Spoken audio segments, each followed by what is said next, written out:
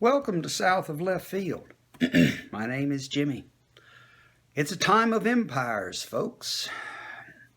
I don't know how many of you realize that we live in an empire. But sitting in South of Left Field, and instead of paying so much attention to our, two-ring circus, the politics that we have here today, I get the opportunity to read history. Yes, America is an empire. When did we become an empire? Oh, about 1898. Spanish-American War. Something that our history is taught in schools probably puts, oh my goodness, a whole paragraph on. Okay, let's stop being ridiculous here. Yes, the United States of America is an empire. We've been an empire for over a century. Now, we are a somewhat modern version of an empire. I mean, up until almost the Second World War, we pretty much tried to keep tight control on the Philippines. Of course, we surrendered our control of Cuba, which we picked up about that time, with the exception of some military bases. And there's the key, military bases. The military bases we had in the Philippines, too.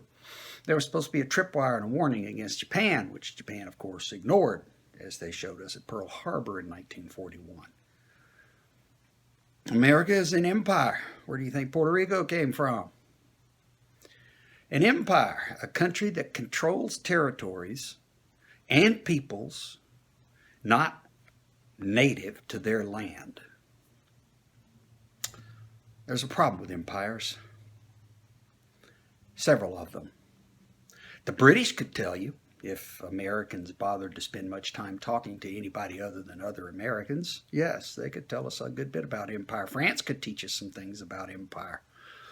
We can look back in history. If you want to look at Rome, there's a good example of empire. The problem with empires are they become large, they're unwieldy, and they're damned expensive. You know, I can't even get a solid read on just how many places in the world the United States has got troops and bases. It's insane. It is absolutely freaking insane. Well, empires live a cycle. Every empire that has ever risen has collapsed. Now, Britain and France, their countries continued without their empires because they surrendered them before even their very central countries imploded. It appears that the United States is not led by people of such vision and wisdom.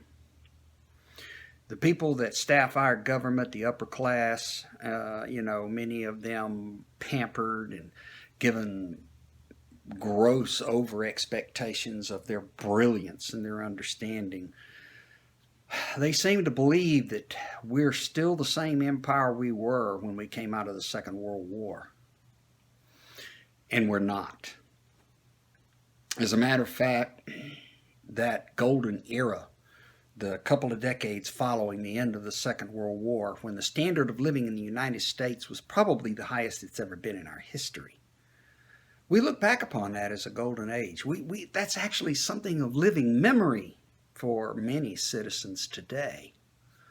And it's the dangling of that to make America great again that drives some of the politics. Unfortunately, we are an old empire in modern terms. We're an aging empire, and we're an empire going broke. We insist on massive military expenditures exceeding so many other countries. The rising military power in the world today is China. I mean, I kind of hate to say this, folks, but we passed our peak. We honestly did. At the end of the Cold War, we had an opportunity to kind of dial things back. And we really didn't do much dialing. Instead, we hung on to everything, and we seemed to insist on having our fingers in the whole pie of the world. I mean, every country we needed to have a base in, we needed to have troops in, we needed to have agreements with. I remember there was talk at that time of a new world order. Well, now what we have is an America where the golden age of the 50s and 60s has passed because inequality has increased. The standard of living of Americans have declined. And again, it's because of growing inequality. What has happened is the upper classes of this country have started draining the lifeblood of the general population, and they have not stopped sucking at us since they started after the end of the Second World War. Taxes stopped being progressive. Our standard of living has been falling. Our access to education has been declining. Our access to medical care has been declining. Our access to home ownership has been declining. I mean, internally, we are an empire in decline. And externally, we refuse to backwater and back down from an obscene number of obligations all around the world. I guess these people that run the country today think so well of themselves that they just can't believe that anybody in the world can mind their own business, so we have to mind it for them. Sadly, the brush of that arrogance gets applied to us too in the eyes of the citizens of the world. Empire is an ugly thing. Empire calls for brute force, and empire calls for a lot of money. And honestly, people, we don't need to be doing this anymore. But instead, we keep challenging the world, and we're really, really, really challenging China. Not that China doesn't need to be challenged, but I fear that our leadership is approaching this as the rulers of the world rather than a country seeking partnership and rapprochement.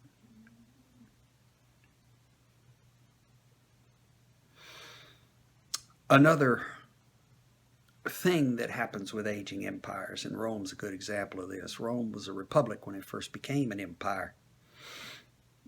I mean, it wasn't a republic quite like ours is a republic. Well, actually, come to think of it, I guess it was. It was still an upper class ruling a lower class. And voting, of course, was pretty restricted when it came to selecting for offices. Much like the United States was when it first pulled its colonies together. You know, you couldn't be a woman and vote, you couldn't be a slave and vote, and you couldn't vote if you didn't own property, so only the upper class got to vote. That upper class control was a hallmark of the establishment of America, and it is a hallmark of America today. Now, enough doors have been opened and enough concessions have been granted through the wars and trials and tribulations of our country's history that voting has now been extended to women. Voting has been extended to what were once slaves in this country, and voting has been extended to people simply based on age and the requirement to be of the proper religion and to be of the proper economic standing have been cast aside. That's not to say this can't be reversed, and we need to keep this in mind.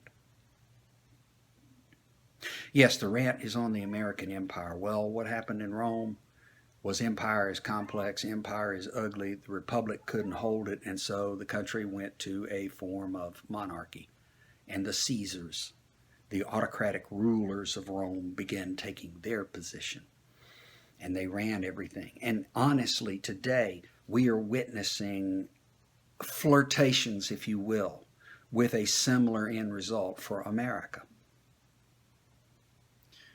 Why am I saying all of this? Well, I'm ringing the alarm bell that says we need to vote. We need to vote, we need to vote, we need to vote.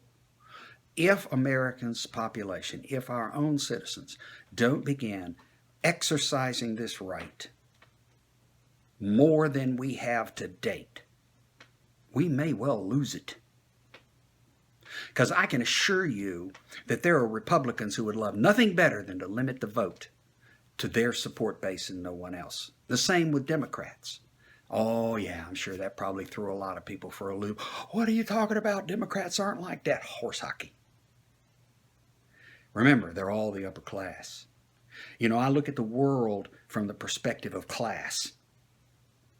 I'm not a Democrat. I'm not a Republican. I'm not a part of their class. George Carlin said it once very well. It's a great big club and you ain't in it. Neither am I. But I have something that didn't exist back then. I have a vote. Please, people, vote. And I encourage you, vote other than Republican, Democrat. Show the upper class that we care and we're paying attention. That's the message from South of Left Field today, with a touch of history behind it. I hope you have a good day. Please share, please like, or if nothing else, send me a nasty message and laugh at me. At least it tells me you listened. That's it from South of Left Field.